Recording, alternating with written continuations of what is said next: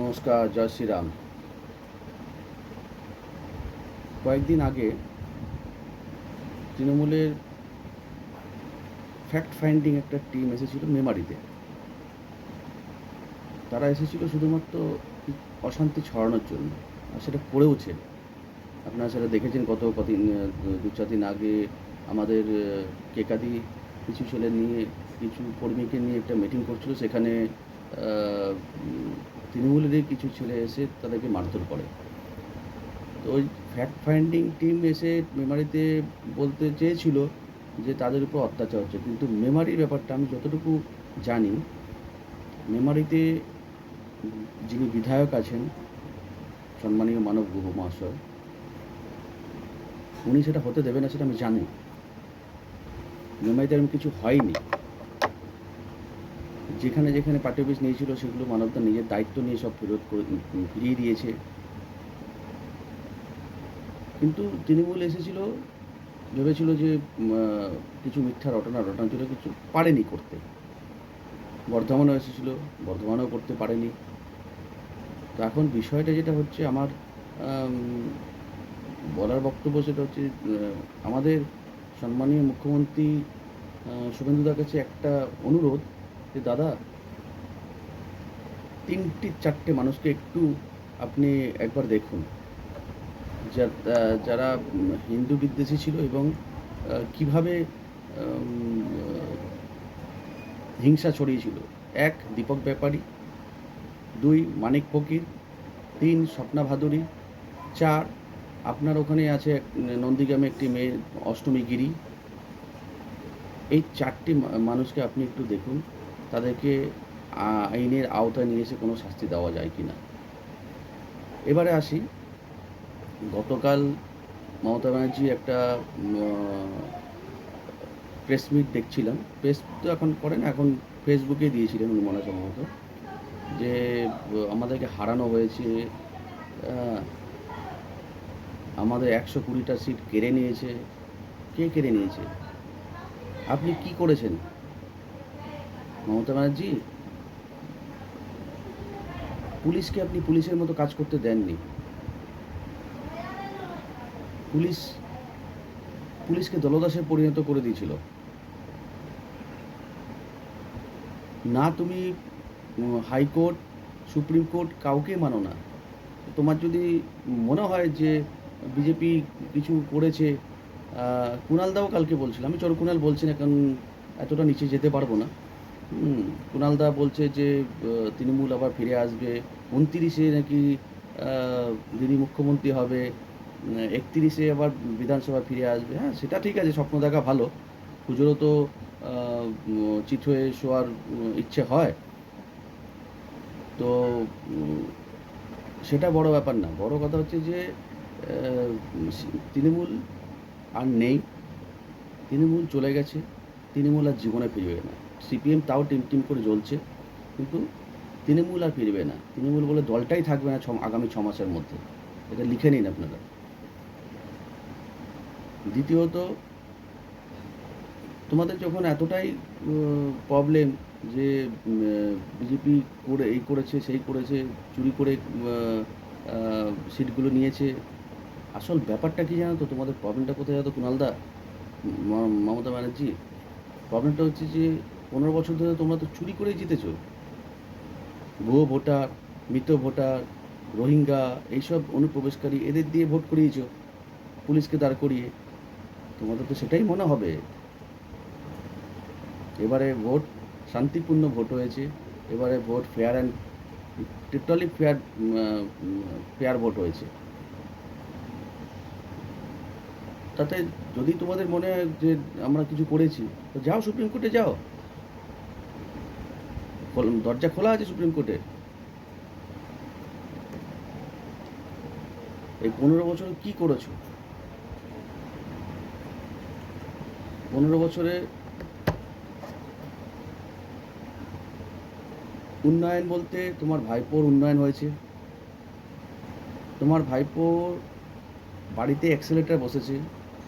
তোমার ভাইপোর বাড়িতে একটা ঝুমার আছে, যেটার দাম প্রায় 1.5 কোটি টাকা, 2 কোটি টাকা।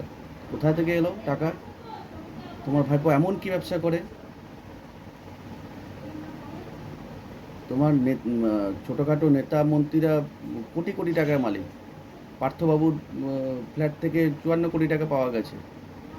কোথা থেকে আসলো এই টাকা? তোমরা কি করোনি?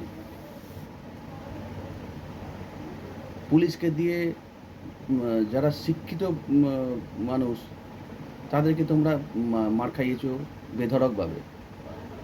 তোমরা 15 বছর ধরে শুধু মুসলিম তোষণ করে গেছো, মুসলিমদেরকে তেজপাতার মতো ব্যবহার করেছো। মুসলিমরা বুঝে গেছে এবারে। আমরা জানি মুসলিমের ভোট আমরা বেশি পাইনি, মুসলিমরা এখনও পর্যন্ত তোমাদের সাথেই রয়েছে, কিন্তু আমাদের কোনো বিধায়ক, আমাদের সরকার কোনোদিন মুসলিমকে ফেলে দেবে না। তো মুসলিমদের সাথে আমাদের যুদ্ধটা সেই জায়গাতেই আছে, আজও আছে। সেটা হচ্ছে যে হাতে তুমি বন্দুক আর বোম তুলে দিয়েছিলে, সেই দুটো হাতে আমাদের সরকার সেই মুসলিমদের হাতে পুস্তক আর কলম তুলে দিতে চায়। এইটাই আমাদের যুদ্ধ মুসলিমদের সাথে। মুসলিমরাও চায়, মুসলিমরা কি চায় না তারা ডাক্তার হতে? মাদ্রাসাতে কী তৈরি হয় সবাই জানে। মাদ্রাসা ছেড়ে মাদ্রাসা বন্ধ হয়ে তারাও শিক্ষিত হোক, তারাও মূল স্রোতে ফিরে আসুক। তোমার 15 বছরের শাসনকালে মরেছে মুসলিম, মেরেছে মুসলিম, জেলে আছে ম্যাক্সিমাম মুসলিম, হসপিটালে গেলে দেখা যায় ম্যাক্সিমাম সব মুসলিম। তুমি শিল্পকে নামিয়ে নিয়ে এসছো কোথায়? চপ শিল্প।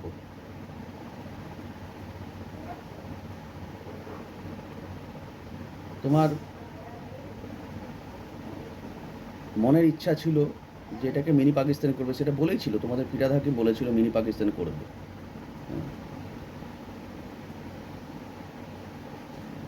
চোরদের তোমার আমলে পুলিশ প্রশাসনকে ব্যবহার করে তুমি হিন্দুদের উপর অকথ্য অত্যাচার করেছো। মুর্শিদাবাদ শামশেরগঞ্জে হরগোবিন্দ দাস, চন্দন দাসকে কুপিয়ে খুন করেছে তোমার দলের লোকেরা, তৃণমূলের। নদিয়াতে তামান্না খাতুনকে খুন করেছে তৃণমূলের কর্মীরা। আরজি করে অভয়াকাণ্ড ঘটিয়েছে তোমার লোকেরা। তুমি ফাইল চুরি, চোখ চুরি, কয়লা চুরি, হাঁসখালি কাণ্ডর মতো কাণ্ড তুমি ঘটিয়েছে তোমার সরকারে। বকটুই কাণ্ড ঘটিয়েছে তোমার সরকারে। বাংলাদেশি রোহিঙ্গাদের ভোটার আধার বানানো হয়েছে তোমার সরকারের আমলে। ফারাক্কা বাঁধকে ভেঙে দেবে এই হুমকি তুমি দিয়েছিলে। কুণালদা কালকে বলছেন যে আপনাদের বহু কর্মী নাকি ঘর ছাড়া, আপনাদের বহু কর্মীরা মারধর খেয়েছে। হ্যাঁ, কোথাও কোথাও হয়তো অপ্রীতিকর ঘটনা কিছু ঘটেছে, সেটা অস্বীকার করা যায় না, কিন্তু সেটা একদিন। তারপর কিন্তু সাথে সাথে আমাদের সরকার স্টেপ নিয়ে নিয়েছে, উল্টে আমাদের ছেলেদেরকে অ্যারেস্ট করিয়ে দেওয়া হয়েছে, প্রচুর ছেলেকে অ্যারেস্ট করানো হয়েছে। তো তবুও বলছি কুণালদা, যদি কোনো ছেলে আপনাদের ঘর ছাড়া থাকে, আপনারা লিস্ট তৈরি করুন, লিস্ট তৈরি করে আমাদের সম্মানীয় মুখ্যমন্ত্রীর কাছে দিন। দায়িত্ব নিয়ে বলছি, তাদেরকে পুলিশ প্রোটেকশন দিয়ে ঘরে ফেরানো হবে, তাদের গায়ে কোনো আঁচড় লাগবে না। এরকম আমরাও করেছি, বর্ধমানে বুকে অনেক জায়গাতে করানো হয়েছে, যাদেরকে বাড়িতে ফিরিয়ে আনা হয়েছে। তো এটা আপনাদের সরকার নয় কুণালদা, এটা ভুলে যাচ্ছেন। আপনারা এখনও চেষ্টা করছেন জায়গায় জায়গায় গিয়ে ফ্যাক্ট ফাইন্ডিং টিমের নাম করে গিয়ে ঝামেলা লাগানো। কিন্তু এবার মনে রাখবেন, গান্ধীজি কিন্তু বলেছিল একটা গালে থাপ্পড় মারলে আরেকটা গাল বাড়িয়ে দেবেন, তারপর বলেনি যে আরেকটা গালে থাপ্পড় মারলে কী করতে হবে। সুতরাং একটু সাবধান। আমরা যেমন গান্ধীজিকেও মানি, আমরা সেরকম চন্দ্রশেখর আজাদকেও মানি, আমরা নাথুরাম গডসেকেও মানি। শুধু একটু সাবধান হয়ে যান। আপনাদের তৃণমূলে এখনও যে কটা বাঁচাকুচা আছে তাদেরকে বলে দিন যে একটু সাবধান হয়ে যেতে, নাহলে কিন্তু আগামী দিনে সমস্যা হয়ে যাবে। আমরা মারধর করব না, আইনি পথে যা লড়ার আমরা লড়ব। যা শুরু করেছে আপনার ছেলেরা গান্ধীগিরি করছি বলে, আমরা সেটা বেশি দিন সহ্য করা যাবে না। আর রইল মেমারির কথা, মেমারির বিধায়ককে আমি পার্সোনালি জানি, এবং খুব কাছ থেকে আমি মিশেছি, জেনেছি যে মেমারিতে অন্ততপক্ষে এরকম কোনো কিছু হবে না এবং হতে দেবে না মানবদা। সেখানে কিন্তু মানবদা বসে আছে, এটা মাথায় নিয়ে নিতে হবে। মানবদা পরিষ্কার বলে দিয়েছে মানে কী করতে হবে কী করবে না। সুতরাং তা বলে এই নয় যে তোমরা মেরে যাবে আর সবাই সহ্য করবে, সেটাও নয়। মানবদা মানবদার মতনই আছে আর ওনার মতনই কাজ করবে।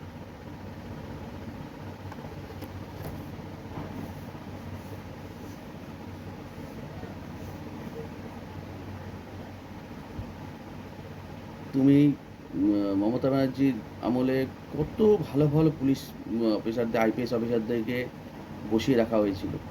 আজকে তাদেরকে আবার মূল স্রোতে ফিরিয়ে নিয়ে আসছেন আমাদের সম্মানীয় মুখ্যমন্ত্রী। তার জন্য অশেষ ধন্যবাদ। আরেকবার সকলকে জয় শ্রীরাম, বন্দে মাতারাম, জয় হিন্দ।